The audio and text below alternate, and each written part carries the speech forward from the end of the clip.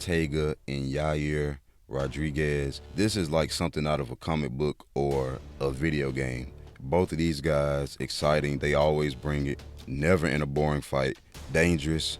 Brian Ortega, his only losses have come to the two best featherweights of all time. So you got Volkanovski and you got Max. Now both of them did put it on him, and it was kind of brutal. But he did have a moment in the Alex fight where he almost subbed him and got him out of there. Alex is just on another level and is the #1 featherweight of all time. Of course, if anybody can survive that type of danger, it'll be him. And then we got Yair, good fighter. He lost to Max Holloway. It was an action fight. He turned Max into a wrestler. Not many people can say that. So I believe he hurt his foot in that fight, and it maybe took away from his offense, but great fight nonetheless. So there's something Yair does that just worries me. If you go back and look at the Max fight, he threw like different type of cartwheel kicks and different things, and a lot of times he ended up on his back. Like, I feel like for Brian to really win, he wants to grapple. He's not a wrestler, but a lot of times when it turns into grappling exchanges, not necessarily him going for a double or anything, it could just be up against the cage. You can dip your head down too low, he can jump on the guillotine.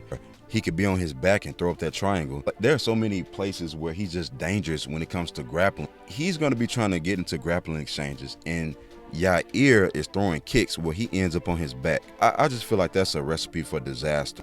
I don't like that. Yair is not going to deviate from what he does the best. He throws those kicks. He likes to fight from range, powerful kicks, a different variety. I mean, axe kicks, switch kicks, spinning kicks, everything you could think of. Flying knees. When it comes to close range, elbows from different angles.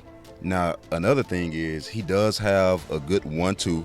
His boxing, aside from the kicks, is actually really good. He has combinations with the hands, but they normally end with a kick. What if Brian can catch those kicks and try to use that as a way to get that fight to the ground? Now, another thing is Brian has had 2 title fights, come up short but fought well, was very tough, but did get beat soundly in both of them.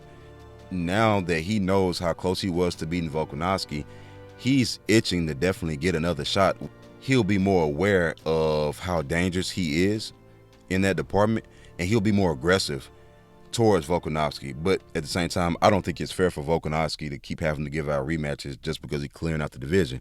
So if Brian wants to get that rematch, he got to dispose of Yair, and it got to be impressive.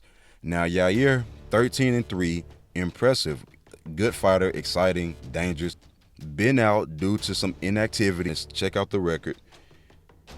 2 fights in 2017, and we could just start there. You beat BJ Penn and Frankie Edgar. Both of those guys were heading out. Their heydays were behind them. But that was a good performance. That was one of the last good performances we had from Frankie. He was impressive. And, you beat a Korean zombie. You're supposed to win that fight.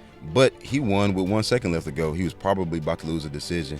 But I'll let him slide on that one because he took that fight on short notice. So then he fought twice in 2019. One of those fights lasted 15 seconds, so not too much significant cage time there.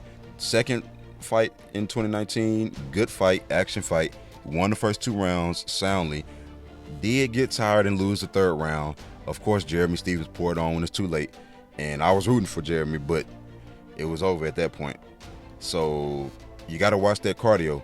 But he did, because his next fight, he actually didn't fight in 2020. Fought in 2021. A good action fight, but got beat soundly. If Max Holloway can take you down, like Brian Ortega definitely can, Yair, to me, has this cloud of there's so much potential. It's hard for me to ever go against him because there's something there about Yair. It's very clear. He is a standout fighter. He is an outlier. He's another Brian Ortega. Brian has more experience in bigger fights.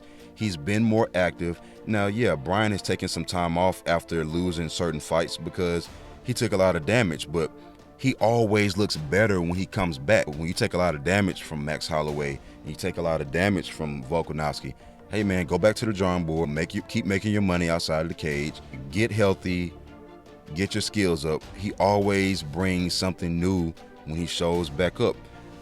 Yair has been a little bit more inactive because of injuries and maybe something else, some type of suspension, but let's say 18-4. We're missing about 7 fights off his record from that inactivity. Something that concerns me is taking time off for some of these injuries, foot injuries and things like that, but a lot of your offense is centered around kicking. Hopefully he's healthy, but overall, I'm just going to go ahead and make a pick here. I'm leaning a little bit more towards Bryan because of the experience, the big fights where he stayed calm, even in some of the worst situations you can imagine. He did better in the later parts of the fight against Volkanovski than he did in the beginning. Granted, it was only like a minute or two, but still, he stayed in it. And if you can almost get Volkanovski out of there, you can probably get Yair out of there. But again, for me, Yair has a lot of unactualized potential. It seems like every fight, this could be the fight where he just shows everything that makes you say, hey, you need to be fighting for the title. And it's so hard for me to pick against him. But I'm going to have to lean more towards Bryan. Yair is very athletic, but he's going to have to fight a doggone good fight here. He is. He got to make sure not to make no mistakes, but it's part of his arsenal to throw those kicks. And a lot of times you end up on your back or you end up in these weird positions. Imagine throwing those kicks and ending up in these weird grappling exchanges and you giving Bryan exactly what he needs to finish the fight. I'll be very surprised if he didn't. But I wouldn't count Yair out of the fight. But I'm going to lean a little